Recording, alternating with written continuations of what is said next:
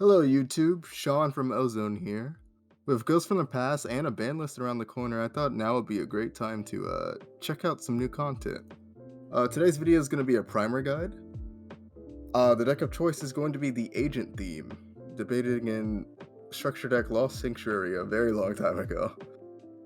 The Agent theme is an archetype of light and dark fairy type monsters. Since the theme is a bit scattered in terms of release, you'll notice a lack of direction in some of their effects.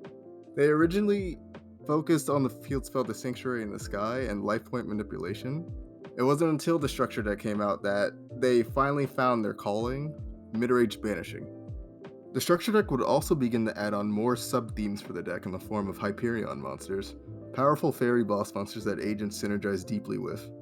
Since many cards have bonus effects if Sanctuary is on the field or the graveyard, I will refer to those bonus effects as Sanctuary boosted effects. Jumping right into the card section, the titular card of the deck is the Sanctuary in the Sky. It has just one simple effect, and that's not taking damage from fairy monster battles. It works for your opponent and you. While some of the effects of the new archetype cards rely on Sanctuary of the Sky being on the field, the newer cards do not care about it, as they only care about it being on the field or in the graveyard. And as such, I'll be splitting the two different groups of cards into sections for this video. Kicking off the monsters is the Agent of Mystery Earth, the prime normal summon of the deck. On summon, it searches for any agent monster. If you control Sanctuary, then the Sanctuary boosted effect is to search for Master Hyperion.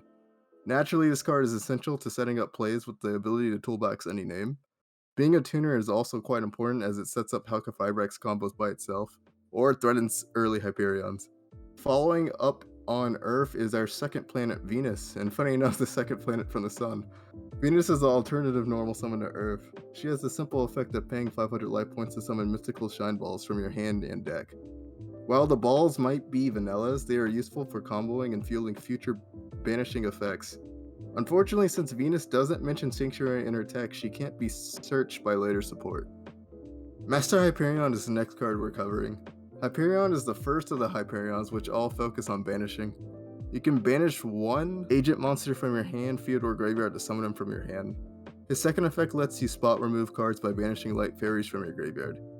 His Sanctuary boost is the ability to do that effect twice per turn. Despite being an old boss card, he still holds up quite well to extend through or play through boards. His level, in addition to ease of summon and spot removal, makes him quite the threat in combination with Earth to make Baron or Master Player Hyperion, which I'll cover later. The Agent of Miracles Jupiter is a situational card. He unfortunately has no special summon effect, so he competes with Earth and Venus for the normal summon. His regular effect requires setup, and his Sanctuary boosted effect requires another fairy in addition to the aforementioned setup. He would only make the list if you wanted the option to recur your banished names through a monster effect. The Agent of Entropy Uranus rounds out the original Sanctuary group. If you have access to a Sanctuary, then he can just summon himself for free. His second effect lets him send any agent from deck to graveyard to copy their level. As you can see, he's a tuner monster, so he becomes a great extender if you have access to the field spell already. Something of even greater note is that neither of his effects are hard once per turn. This means that if you can add it back to hand or have multiples in hand already, you can just keep using the effect to fuel future Hyperions or level copy for better synchro plays. Now we enter the next group of cards that do not care whether Sanctuary is on the field or in the graveyard. Starting this off is one of the new spell cards to deck God in the structure deck, Sacred Water of the Sky. Sacred Water lets you either activate Sanctuary from your deck or add a monster with its text in the card. The Sanctuary boost of the effect also gains life points for each agent or Hyperion you have on resolution. The last effect is like Bailnix, where it protects your monster by battle if it has Sanctuary of the Sky in the text of the card. Since it only searches cards with Sanctuary in the text, it can't grab Venus, but the trade-off is that you can grab agents, Hyperions, and even cards out of the archetypes. Lastly, this card is very good in time. If you want to normal summon a monster or summon any Hyperion, and then activate this card, you can go activate Sanctuary and then gain life points on resolution because you control Sanctuary. Majesty Hyperion comes in next. Majesty is simply great. It has all the great things Master Hyperion does, but even more. For starters, his summon effect works from the hand or the graveyard. His second effect is an in-theme Recite Sterling to close out games. His last effect can banish from graveyard or hand this time to banish cards from either graveyard, letting you out problematic graveyard monsters. His sync effect like Master Hyperion, lets him do it twice. This card is a nutty extender and solution to graveyard-based strategies. It also is your main contributor to your grind game, as you can summon him every turn from the graveyard. Next up is the Agent of Life Neptune. Just like Majesty Hyperion, this card is also another level for the deck. Neptune can discard himself to summon any agent monster from hand or graveyard. The sync boosted version of this effect lets him also have the option to summon Hyperion monsters. His last effect is a trigger effect that activates when he's banished to search Sanctuary in the sky. This effect in combination with the Hyperions means consistent Sanctuary access. His first effect is great for starting and extending combos. He is also the reason Earth can make Hulk, and also the reason Earth and Venus hands are playable together. Following up, Neptune is one of 3 extra deck monsters the deck receives. Guard the Agent's Moon is one of the few centerpieces of the deck. This link monster on summon sends one Sanctuary of the Sky or card that lists it in its text to the graveyard. The Sanctuary boosted effect lets you add Earth to your hand instead. The second effect is spot removal like Master Hyperion, except for this time you tribute instead of banishing. This, as you can see, is a really good card. You're most likely milling Majesty Hyperion from the deck, so it's another way to link climb or trigger Neptune. It's also generic, so you can make him with non-engine cards like Mystical Shine Balls, for instance. It's also flexible, as you can even dump Sanctuary of the Sky to turn on all the other sync boosts in your deck. The Executor of Hades Pluto is the second of 3 new extra deck options. This time being a generic Synchro Tuner, he is always treated as an agent monster, so you can banish him or summon him back with various effects. His effect is to flip monsters face down. His sync boosted effect lets him do it as a quick effect. If he is in the graveyard, you can banish him to add back or recur a Sanctuary in the Sky from your deck or graveyard to your hand. This is cool because if you choose to add back from graveyard to your hand, you can add back any card that has the name Sanctuary in the Sky in the graveyard to your hand. Since he's a Synchro Tuner, this means you can summon him in off Hulk in low-cost game states or generic game states. Master Flare Hyperion is the final new extra deck monster for the deck. This card is a very powerful boss monster for the deck as it makes a good end piece and is versatile in what you can do with it. His first effect lets you copy any agent monster or card that has the text of Sanctuary in the Sky from its deck. This means that you can destroy a card, banish a card, summon Shine Balls, summon anything from banished, and the list goes on. Since you can dump agents, Pluto and Venus also become options. Overall, it's a very solid card. Celestial Nightlord Parshiv, while not an agent or Hyperion, still makes the cut because he has Sanctuary in the text. This card is essential for your end boards. You either have to summon it to either add or copy with Master Player Hyperion. The cards it searches are disruptions, all of them. His sync boosted effect lets him add any fairy in the game to your hand instead. The other effect is a great way to extend combos or cheese out fairies to your hand. For example, Christia is a very good card you can search off this card and summon. Chorus in the Sky is just basic recovery for the deck. You can pay 1,000 to add any fairy monster in your graveyard back to your hand.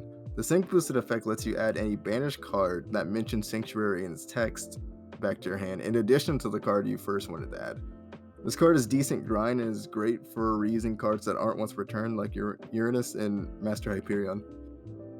Lost Sanctuary is the final new spell and trap card for the new batch. On activation, you can set Sanctuary in the Sky or any spell and trap card that lists it in the text to your field. While it's on the field or in the graveyard, it counts as Sanctuary in the Sky, so that means you can add it back off Pluto if you wanted to. The final effect lets you banish fairies to negate monster effects. Since this is a non-monster interruption, your deck has a little more resilience towards spell cards like Dark Rule No More and Droplets that target your monsters. The activation effect means that you have pressure on your turn to set, since you can set Sacred Water in the Sky or Heavenly Chorus. The final card to talk about is the Agent of Destruction Venus. This one came out a little late, but it has 2 effects. The first effect is to banish the original Venus of Creation in your graveyard to summon it from the hand. The second effect is an ignition effect where you pay multiple life points in amounts of 500 to summon Shine Balls back from your graveyard or banish to your field. When the balls leave the field, they go on the bottom of the deck instead of the graveyard. This lets you reuse them if you kept the original Venus on the field. This time, this lets you combo out and summon 9 Shine Balls in a turn instead of the usual 3. There are a few issues with this card though, and the first and major one is that it's only hard once per turn and it's only 1 effect per turn. Meaning that if you want to use this effect to summon 3 Shine Balls, you have to be able to summon Venus and then summon this without using the first effect to banish Venus. The second issue is that this doesn't mention Sanctuary in the Sky in the text, so it's not searchable. When it comes to extenders, you have the option to choose between 3 very specific extenders. Each comes with their pros and cons, which means there is no objectively correct option, just one best suited for your preference. Protecting Spirit Loa gave is the first option. She is big enough to make killing easier. She is also easy to summon and has an inbuilt non-destruction removal effect. The downside to her is that she only works with your normal summon, so you can't use her in combination with Shine Balls and Neptune. Ready Fusion squeaks in next. Ready Fusion's fairy target, Alvan, is conveniently also a tuner, which gives you an extra options if you have access to the Hyperions or want to route to Halkify Rex. The downside with Ready Fusion is that it takes up one extra deck spot in a deck that already has a super tight extra deck. Finally, we have Trickster Korobane. Korobane is an easy special summon and it lets you use powerful cards like Trickster Light Sage, which trade really well with back row decks. The downside is that you have to pre-commit the effect of Korobane before your normal summon, which makes it a little awkward if your normal summon gets interrupted. Lastly, while it's not an extender, I really do recommend playing Mystic Vine, in the side at least. This card is very strong in general. Most decks can't afford to side in spell and trap card removal versus you while you're also dealing with your monster effects.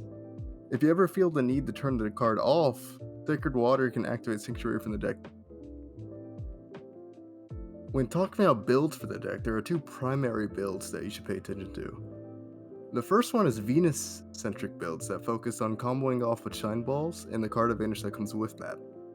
The second one is Venus-less builds that aim to play as few bricks as possible and focus on low resource combos. Diviner is usually your normal summon you want to summon in this build. You'll typically see them prefer to end on Lost Sanctuary over the big Wombo combo fields. Diviner builds differ a bit from the Venus builds.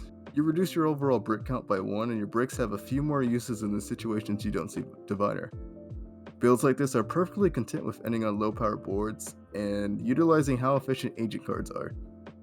One major strength of Diviner builds is that a lot of the bricks in the deck still equate to low powered combo boards you want. In Venus builds, Shine Balls not only act as combo fodder but banish fodder also, for the various effects of Hyperion monsters. Cards like Parshaft also become easier to trigger for their special summon effects. Venus being an agent gives additional power to all your other engine cards. Cards like Master Flare Hyperion have the ability to copy Venus from deck, which leads to 3 more Shine Balls to combo off with. Your other engine cards in deck also get a bit stronger. Neptune can summon Venus from the hand or graveyard since it is an agent, and Uranus can also copy its level to make cards like Pluto easier. In this build, it's also possible to kill off just Venus in 1 blank card. The Shine Balls act as good fodder to link off for access code. You can even turn them into Link Spider for extra access code banish fodder.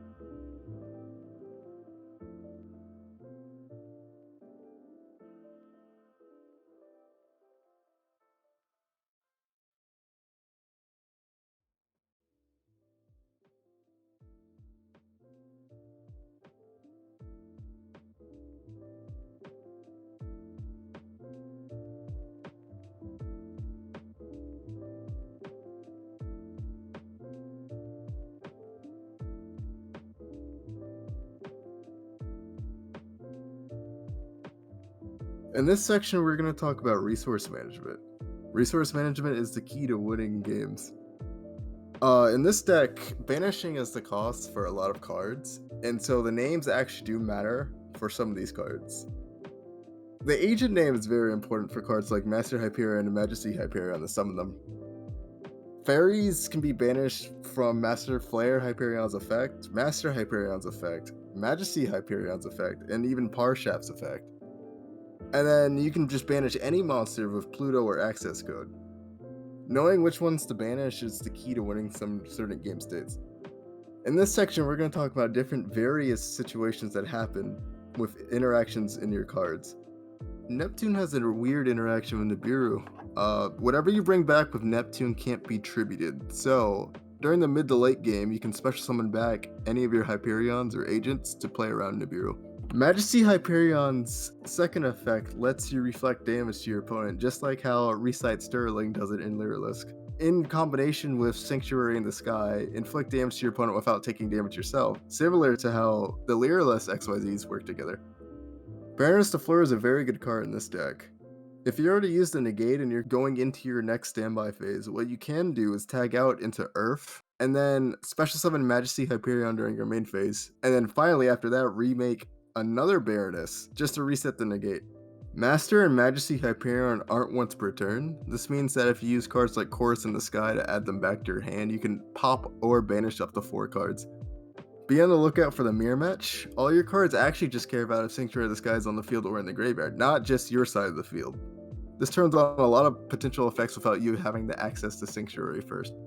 For Loagif, if your opponent has a monster on their field that's causing you trouble, but they have another Weedy on their field, and you want to go for game, you can use their effect after popping it with Master Hyperion or Baron de Fleur to destroy it and make their weenie on the field indestructible by battle, allowing you to crash and attack over it. So cards like Verte and Deconda are just easy killing. In conclusion, I think the new agent cards breathe life back into the theme with the ability to influence an opponent's moves and snowball by recurring monsters every turn. Hopefully we'll see the Lost Sanctuary agent cards in Ghosts from the Past 2, and maybe they'll even make an impact on the TCG format when it does release. Let us know your thoughts on the deck in the comment section below, and take a look at our other videos if we learned something about this theme. This is Sean with OzoneTCG, and I'll see you in the next video.